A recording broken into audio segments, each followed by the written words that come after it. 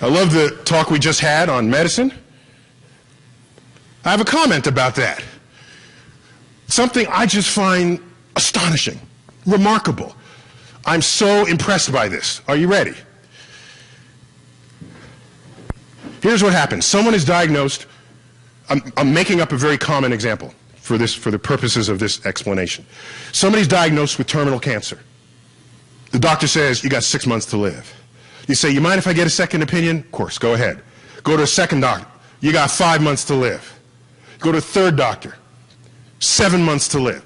So basically, you're going to be dead in 6 months, plus or minus. Okay? What happens? You're alive a year later. Okay? You're alive 2 years later. 3 years later, the cancer's in remission. 5 years later, it's gone from your body. You happen to have been a religious person, and over that time you were praying. People were praying for you.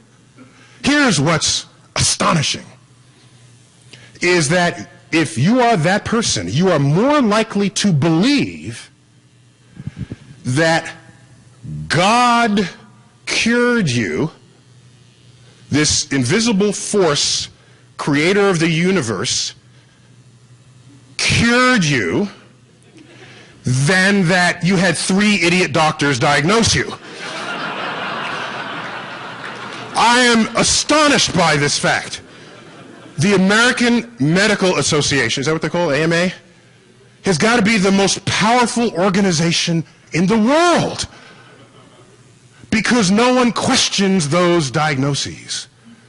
They'll credit whatever else was going on because they were sure they were going to die. And I can tell you this, I taught physics to pre-med students who became doctors. Not all of them are smart, I assure you.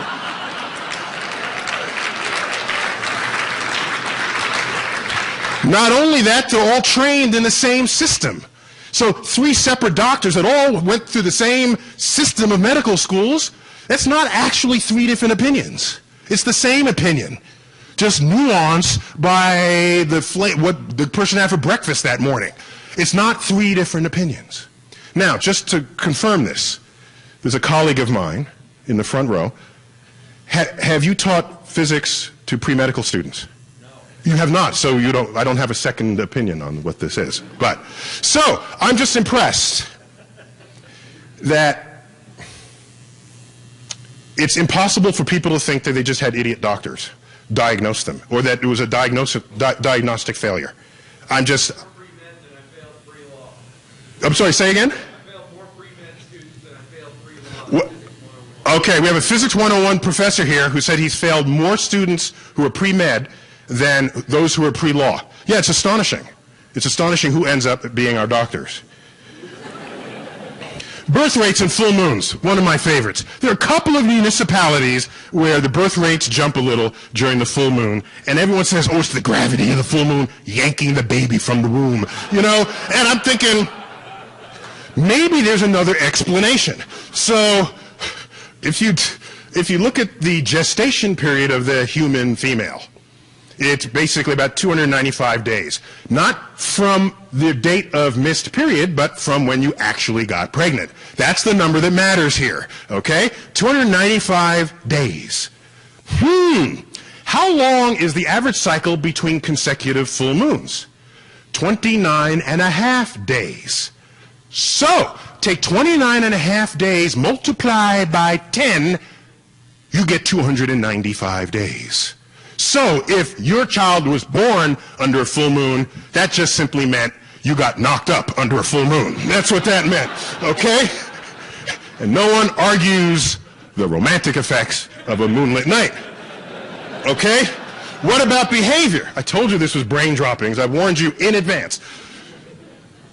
Behavior and full moons. This one is classic. People say, oh, they acted crazy. The moon pulls the tides. The tides are made of water. The human body is mostly water. The moon must affect the human body. Until you actually do the math. And when you do the math, you can ask the question, well, what is the tidal force of the moon on your cranium? How about that calculation? You could do that calculation. The tidal force of the moon on your cranium. Because if that were severe, it could be messing with you, right?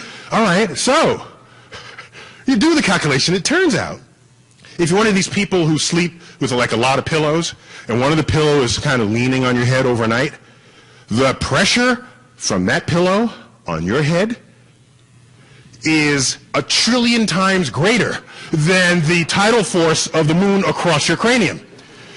But nobody talks about the effects of down pillows on your behavior the next day. Why not?